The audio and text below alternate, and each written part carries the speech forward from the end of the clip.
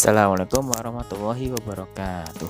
Nah, pada kesempatan kali ini, bentar lagi kita akan memasuki PAS ya, penilaian akhir semester. Maka Ustadz akan menjelaskan tentang kisi-kisi dan beberapa bentuk soal yang akan kalian kerjakan nanti di PAS ya. Ini kisi-kisinya. Kisi-kisi ini terdiri dari 4 bagian ya. Ada bagian istima, yaitu kemudian bagian kalam, bagian qiraah, dan juga bagian soal yang bentuknya berhubungan dengan kaidah nahwu dan sharaf. Ini bagian pertama tentang istima. Istima ini nanti kalian pelajari di bab pertama, lokasinya di pertemuan ke-1.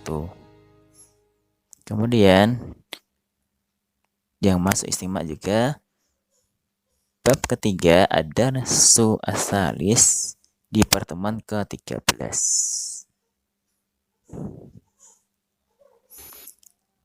Nah, beberapa contoh bentuk soal yang istima. Pertama, tentang menyebutkan lawan kata. Ini contoh soalnya, bentuk soalnya. Ini ada soal mudhatu al-kalimatul lati tahta.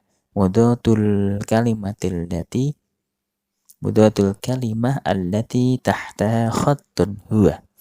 Nah, bila ada soal mudhot, ini maksudnya adalah lawan kata. Lawan kata dari kata yang di garis bawah, yaitu al-qawiyyu. Contoh soal masih bagian istima. Mengidentifikasi kalimat yang benar sesuai dengan teks. Bentuk soalnya seperti ini. Salah satu bentuk soalnya seperti ini. Hadhil ibarah munasibah bin nasiyah. Ini maksud dari soal ini adalah ungkapan dari A sampai E yang sesuai dengan teks ya.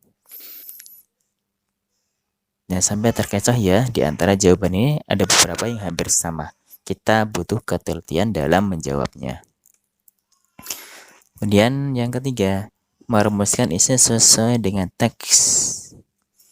Bentuk soalnya, contohnya ini al-fikrah ar-ra'isiyah fil faqrah al-ula. Nah, ini pokok pikiran dari paragraf pertama adalah salah satu bentuk soalnya ada seperti ini. Nanti ada teks di atasnya ya. Ya, sudah Ustadz cantumkan. Menyimpulkan isi teks. Nah, ini contoh soalnya. Mada yaf'alu al-abu wal ummu qabla qada'il utlah. Soal ini jawabannya ada di teks ya. Kalian tinggal cari saja yang sesuai dengan pertanyaan tersebut. Kita memasuki bagian kedua, yaitu bagian kalam.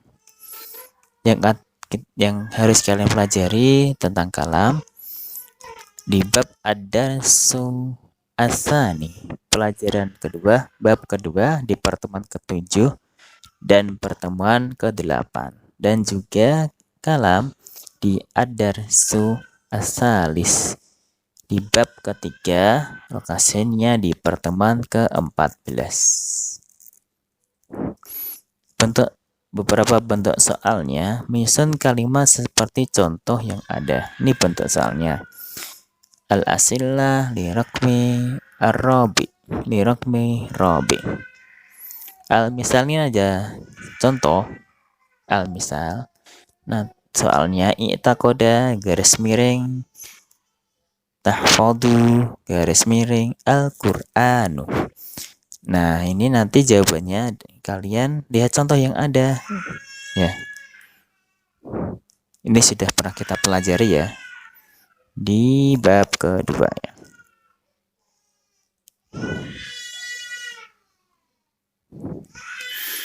Masih di kalam. Qiraah sekarang. Ya, akan kita pelajari di qiraah di ad-darsu as-sani di bab kedua, lokasinya di pertemuan ke-9, dan juga di ad-darsu al-ula di pertemuan ketiga. Contoh soalnya ini menyebutkan arti kosakata dan menentukan bentuk jamak atau menentukan bentuk jamak. Ini bentuk soalnya ada jam'u al-kalimati atibi huwa. Bentuk jamak dari kata atib adalah, nah ini contoh menentukan bentuk jamak.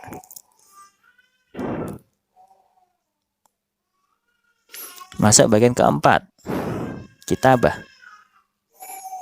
Yang harus kalian pelajari terutama di ad-darsu as-tsani di bab kedua,